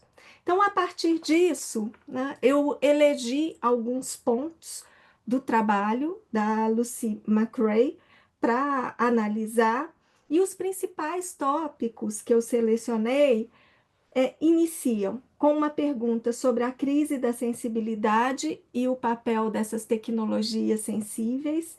Então, para pensar os efeitos do isolamento, a biotecnologia, uma das questões que ela traz que é bem interessante é pensar se os seres humanos produzidos em laboratório, eles seriam sensíveis. Então, ela também coloca essa questão da biotecnologia na contemporaneidade, e a partir disso ela cria roupas que vão simular o toque humano, reposicionando o afeto como uma questão central do trabalho. E nesse aspecto, ela introduz esse termo tecnoafeto para pensar uma política da relação, né? Então, essas relações estéticas. Então, para ela, a roupa deixa de ser utilitária e meramente estética para se tornar um artefato técnico-afetivo. E a partir disso, ela reorganiza a experiência sensível e um pensamento sobre as nossas emoções. Então, para trabalhar essa questão, eu trouxe 2 autores, o Edouard Glissant, que trabalha a poética das relações, e o James Bridle, que trabalha esse conceito, né, alemão do ambiente, Umwelt, para pensar uma ecologia estética da convivência. E aí, nesse aspecto, eu tento analisar, então, como que o estilo, em particular o estilo de moda, ele pode ser pensado como um dispositivo político. Aqui no Brasil, quando a gente fala em estilo de moda, o estilismo é uma palavra um tanto quanto demonizada, como se o estilismo de moda ele não tivesse os mesmos processos do design. Então, é uma questão que eu estou tentando trazer e eu estou estudando até para pensar que o estilismo é uma forma de atenção e ele também tem uma implicação afetiva e política, não apenas uma formalidade estética. Então, nesse aspecto, do trabalho da Lucy McRae, a roupa de artista ela é ressignificada por um gesto ético que atua nessa intersecção entre o design, a arte e a moda. E aí, nesse sentido, é importante a gente pensar que a roupa de artista, e por isso eu fui até o século XVIII, ao fim do século XVIII, ela estava intimamente relacionada às questões da reforma social, da arte social. E nesse sentido, aqui no primeiro momento, gente, eu não sei tirar essa coisa aqui da tela, vou tentar minimizar aqui, que eu estou, agora que eu percebi que eu estou aparecendo na tela, juntamente com a Bia e o professor Roberto, mas eu não estou conseguindo tirar isso daqui. Não Então, aparece para as Não, não outras. tá não, ah, querida, tá não, então perfeito. tá. Desculpem. Então, o conceito essencial de roupa de artista vai ser esse conceito ligado a uma reforma social. Então, a roupa de artista, no seu primeiro momento, né, isso a gente pensando no romantismo, ela tinha essa função da reforma social, de pensar uma transformação do espaço social como uma ativação política. E nesse momento eu fico pensando se as roupas são mais sensíveis do que os seres humanos e nós nos tornamos artificiais e como a gente pode pensar então uma tecnologia do afeto como uma forma de tecnologia do sensível. Bom, aqui são os desenhos que ela constrói para pensar esse grande útero, que na verdade ela vai produzir de uma forma técnica, um pouco ligado, né, a essa dimensão da experiência estética, e numa perspectiva interdisciplinar, ela fala que ela constrói arquitetura de corpos e ela vai pensar então como esses corpos eles vão ser redinamizados, reconfigurados por meio dessa experiência estética que ela constrói. E no segundo momento do texto, eu penso essas sensibilidades futuras como um tipo de experiência indisciplinar no projeto. Então, muitas vezes o projeto ele é extremamente rigoroso e no caso aqui da Lucy McRae, ela vai pensar a indisciplina, né? Então, como que essas relações afetivas, elas redistribuem, perdão, o agente sensível nesse espaço da experiência. E é a partir dessa reconfiguração do espaço da experiência sensível que ela cria essa perspectiva indisciplinar, recusando normas e propondo uma prática situada como forma de produção de conhecimento. Nesse aspecto, a gente pode pensar em 4 eixos: a redefinição do vestuário e a sua relação com o usuário, e pensando o usuário e o vestuário como agentes sensíveis da produção de conhecimento. E, nesse aspecto, a gente pensar a proposição de um futuro sensível como um modo ético-estético de coexistência entre os seres humanos, os artefatos e a natureza. E, para finalizar, esse é o aspecto central, eu acredito, do trabalho da Lucy McRae, porque é um tipo de ação contra a apatia. Então, lembrando que o sentido grego de apatia, apático, é aquele que não tem patos, é aquele que não consegue sentir, mobilizar as suas emoções. Então, o que reforça essa capacidade de nós, como seres humanos, nos sensibilizarmos diante dos afetos. Então, o tecnoafeto é um tipo de força vital que defende, então, a nossa sobrevivência planetária, estabelecendo então a nossa capacidade de sentir, mas, sobretudo, de cuidar e de agir no mundo. Então, deixo aqui, né, uma parte desse estudo, né, pensando a representação dessas ideias no processo de percepção da cultura contemporânea e pensar que esse futuro sensível, né, que ela está propondo para a gente, não deixa de ser um projeto humanista e otimista que pensa, então, a relação entre os campos e as áreas do saber de modo indisciplinado. Aqui, né, no processo de construção dessa instalação, ela acaba criando uma marca de roupas que tem exatamente esse nome, né? Então, futuro sensível, e ela vai pensar, então, a articulação dessas peças como uma forma de sobrevivência para reencantar a experiência do sensível na nossa contemporaneidade. Então, a conclusão, né, que a gente pode aqui chegar, né, nessas considerações finais é que a roupa de artista ela não é apenas uma forma, mas um gesto de resistência e fabulação.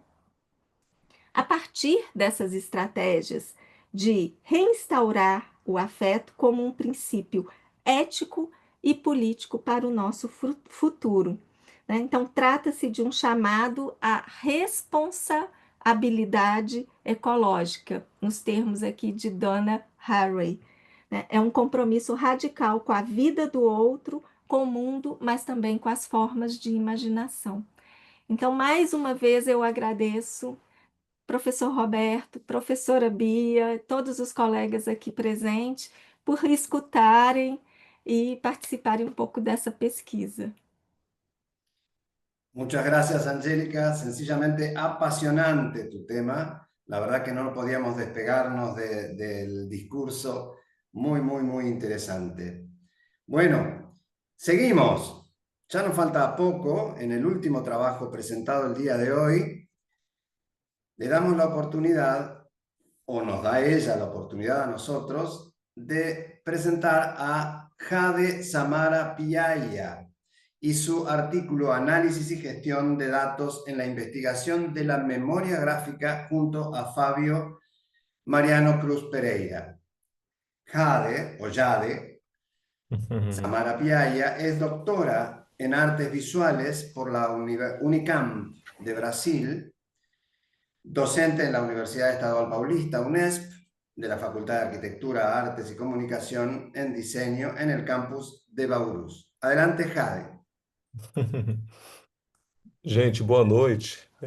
Esse trabalho, a Jade e eu fizemos juntos, né? Então eu vou começar essa apresentação e a Jade em seguida toma a palavra, né, Jade?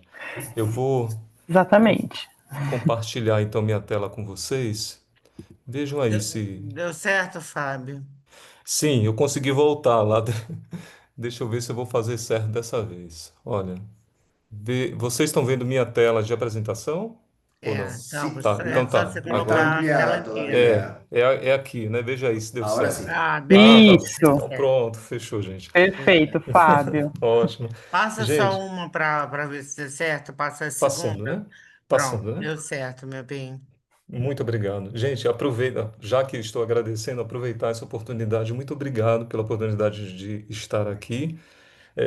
Estou admirado com os trabalhos que estão sendo apresentados, realmente, assim, trabalhos incríveis. Eu tô realmente muito feliz de fazer parte deste momento, né?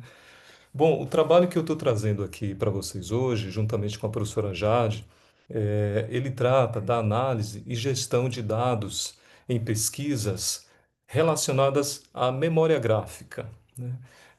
Esse trabalho, então, ele reúne, né, como a análise e a gestão de dados foi aplicada em duas pesquisas, uma de pós-doutorado, que é a pesquisa da professora Jade, né, a respeito da oficina tipográfica Enes Irmãos, que foi uma oficina centenária, né, que existiu na cidade de São Paulo, e também a minha pesquisa de doutorado, defendida em 2023, a respeito das formas como as oficinas tipográficas de São Paulo desenvolveram, né, as estratégias que elas desenvolveram para se identificar nos impressos que elas produziam. Eu queria destacar uma coisa importante. Nos últimos anos, né, no Brasil, pelo menos, a gente tem um incentivo muito forte relacionado à, à criação e adoção de políticas de gestão de dados da pesquisa, né? Isso, existe uma legislação criada a partir da Universidade de São Paulo para a gestão dos dados de pesquisas produzidas por esta universidade, assim como também o incentivo pela agência de fomento, a FAPESP, que é uma das mais importantes agências brasileiras, né, de fomento à pesquisa, que ela vem incentivando sistematicamente, né, nos últimos anos, a adoção de políticas de gestão de dados de pesquisa. Bom, quando nós falamos de memória gráfica, nós estamos nos referindo, então, a um grupo, né, de pesquisas relacionadas melhor, que tem em comum o interesse em compreender melhor o que foram os artefatos gráficos do nosso passado. E nesse sentido, essas pesquisas elas se utilizam então de estratégias comuns, tanto dentro dos estudos de cultura material, né, de cultura visual, estudos relacionados também à cultura de impressão e especialmente à história do design no Brasil. Aqui eu trago para vocês alguns exemplos, né, de artefatos do nosso passado, né, como por exemplo essa caixa de fósforos, né? Essas são embalagens, são latas, objetos do cotidiano, né? Que fizeram parte do cotidiano de uma outra época, né? E que isso está muitas vezes cristalizado na memória de quem conviveu com esses artefatos, né? Então, a ideia da memória gráfica é compreender como esses objetos gráficos circularam, né, em contextos anteriores. E isso, eu estou trazendo isso porque algo que nós observamos ao longo dos anos, né, as pesquisas em memória gráfica, elas tendem a reunir um conjunto imenso de imagens, né? E daí a importância, né, a gente destaca aqui então a importância da boa gestão dos dados da pesquisa e como que a gente faz para lidar com todas essas imagens, né? Bom, a gente vai começar pela pesquisa da professora Jade. Eu te passo então a palavra, Jade, nesse momento, tá bom? Obrigada, Fábio. Bom, rapidinho, quero só agradecer aí imensamente ao convite, Roberto, Ana Bia, de poder participar e apresentar um resumo, né, do artigo que foi publicado para vocês. Então, escrevi junto com o Fábio, claro, para a gente dar uma ênfase na questão da análise da gestão de dados, né, que foi um foco semelhante aí das duas pesquisas. E a minha pesquisa de pós-doutorado teve o objetivo de levantar dados sobre a produção tipográfica paulistana, né, e em particular sobre o caso da tipografia Reines Irmãos. Então, o objetivo era trazer à tona o seu repertório tipográfico, né, investigando as origens e influências. Então, esse repertório tipográfico, ele precisou ser extraído de um primeiro corpus de dados, né, para análise, que eram o corpus de publicações impressas pelos Reines, né? Claro que, ao entrar em contato com esses dados para fazer a coleta, né, principalmente em acervos de obras raras, no estado de São Paulo, na cidade de São Paulo, mas alguns para o interior também, no Rio de Janeiro, em algumas outras cidades do país, e países como Portugal, Alemanha e Letônia, né? Então, eu consegui um quantitativo de 566 obras impressas pelos Reines. Todos esses dados foram tratados e sistematizados em planilhas, né? Essas planilhas continham dados textuais, métricos, links para as imagens digitalizadas dessas obras, né? E uma das organizações visuais a partir desses dados foi uma cronologia em uma linha do tempo, né, que foi elaborado com a capa ou a folha de rosto de cada uma dessas publicações, pelo menos um exemplar por ano, né? Quando o jornal era quinzenal ou mensal, eu coloquei só uma vez para não ficar muito extenso também, porque o volume era muito grande. Então, essa foi uma forma de visualizar essa sequência, e toda essa organização sistemática permitiu fazer diversos filtros e elaborar gráficos com relação aos quantitativos, selecionar décadas mais promissoras para as análises mais detalhadas, né? Então, a forma de organização foi muito importante, né? Eu consegui cruzar dados a partir de uma organização visual linkada com a planilha de dados textuais, métricos, né? E com todos os links de imagens ali relacionados. E os Reines, eles ficaram ativos por um século, passaram por 3 gerações familiares, então as publicações datam de 1891 até 1992, né? Claro, mudando o perfil depois para uma gráfica mais comercial, né? E no início ela publicava jornais, revistas, livros, catálogos, calendários, enfim, tinha uma série de publicações e depois passou a atender clientes comerciais mesmo. Um segundo corpus de análise extraído a partir do primeiro, né, foi justamente o repertório de tipos, né, que os Reines tinham acesso, né, que eles importaram ou compraram em São Paulo, dependendo da época, né, mas o repertório de tipos móveis que eles usavam nas publicações. Esses tipos, as imagens de cada caractere tipográfico, né, não só letras, mas ornamentos, vinhetas, né, os clichês, também foram extraídos diretamente dessas publicações impressas, né, que estão aí organizados nessa cronologia. E cada um desses caracteres foram organizados e estão disponíveis na plataforma Tipografia Paulistana. Eles foram organizados como famílias tipográficas, né, estão organizados também por corpos, né, pelos tamanhos dessas letras e desses ornamentos. Acho que pode passar para o próximo, Fábio, que está com você o controle. Isso. E uma outra base de dados, né, em acesso aberto e gratuita, que foi muito útil, né, nesse tratamento e nessa investigação, é a plataforma Airtable, né? Nessa plataforma foi possível relacionar os dados visuais e textuais de cada fonte tipográfica, né, de cada família de tipos. Então aí eu consegui organizar melhor todo o processo de investigação da origem e da identificação desses tipos, né? Então eu conseguia visualizar o tipo aplicado em diferentes palavras, caixa alta, caixa baixa, os recursos, né? E conseguir editar, tanto no computador quanto no celular, a qualquer momento, incluindo novos dados. Então, uma mesma fonte pode ter sido publicada na Alemanha, nos Estados Unidos, né, pode ter versões publicadas aqui no Brasil por diferentes fundidoras. Então, eu fui compilando essas informações acerca das origens desse desenho de letra, né, se eu encontrava informação sobre o autor, a data de lançamento, né, quando que os Reines usaram esses tipos aqui no Brasil. Então, isso permitiu uma série de reflexões a respeito da circulação e do uso dessas letras na tipografia paulistana.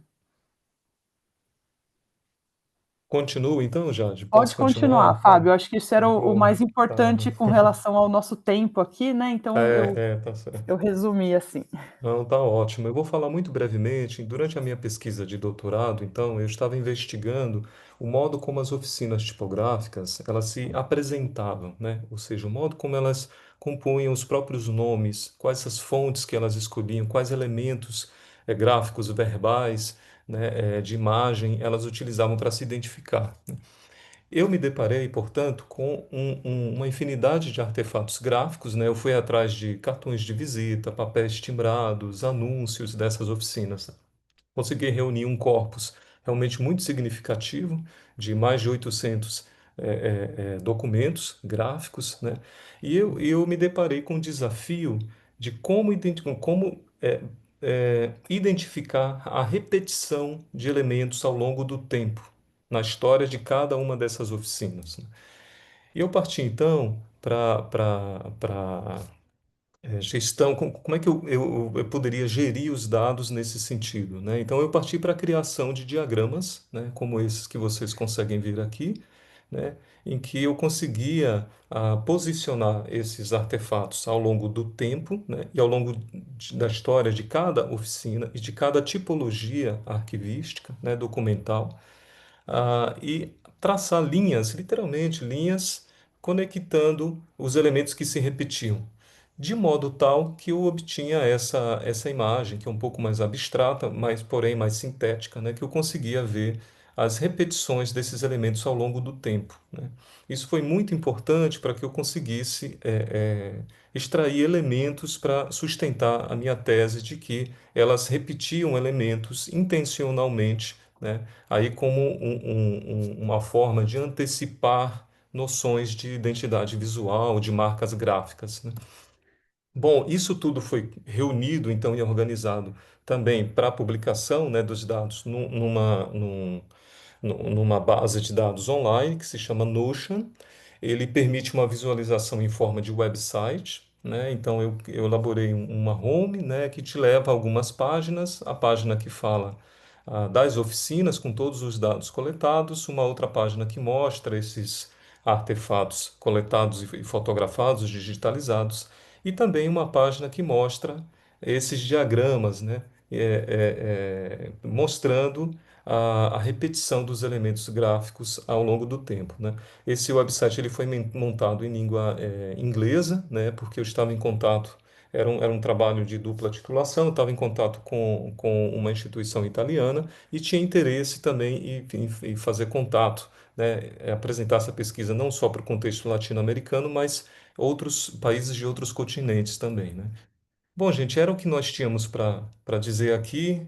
Muito obrigado a todas e todos. Esse é o nosso contato. Bueno, Jade, Fabio, excelente trabajo.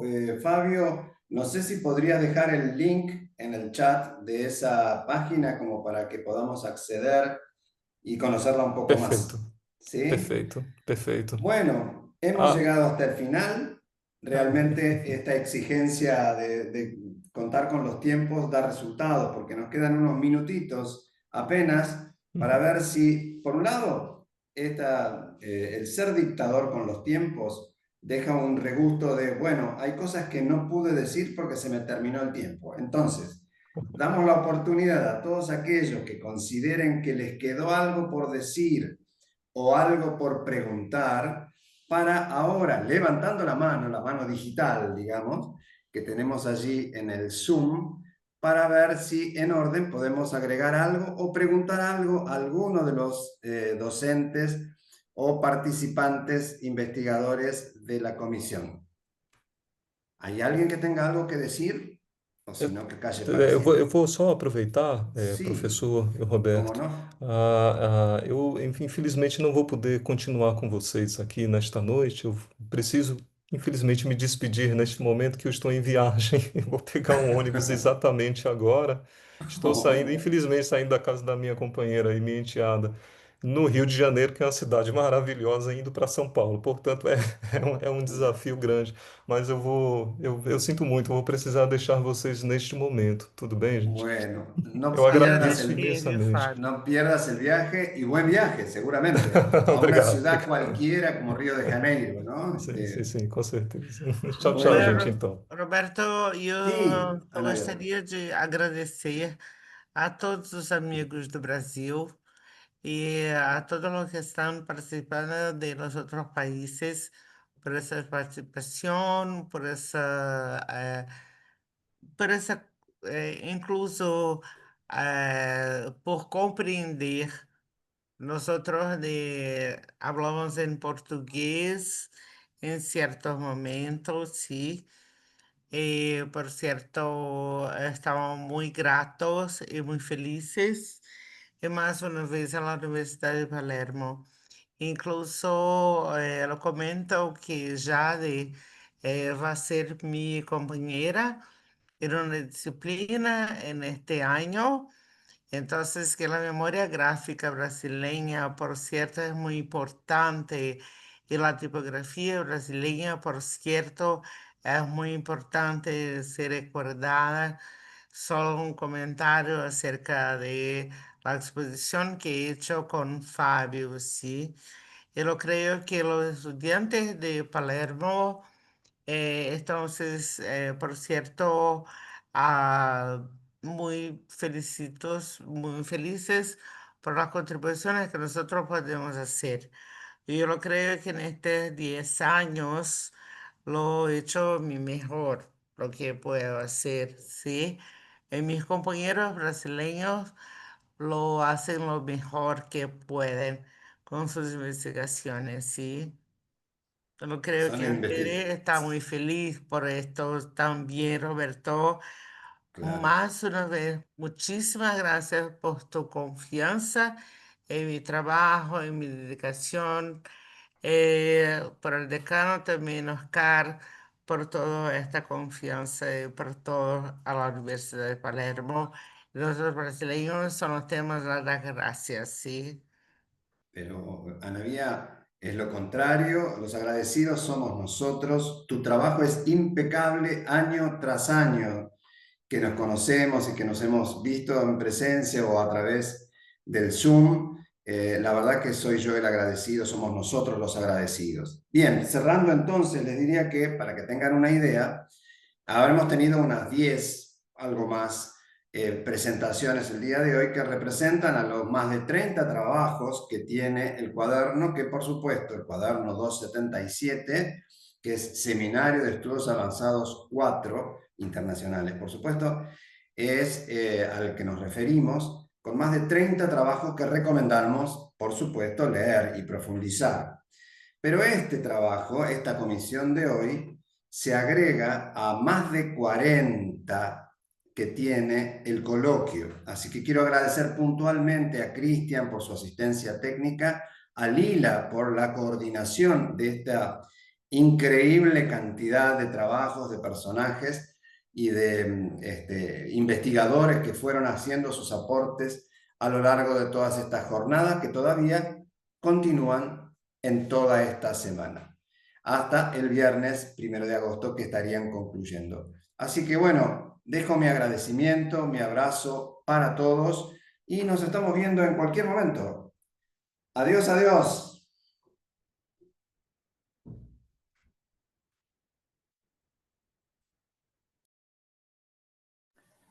Tchau, tchau, obrigada. Muito Boa obrigada, noite. Bia.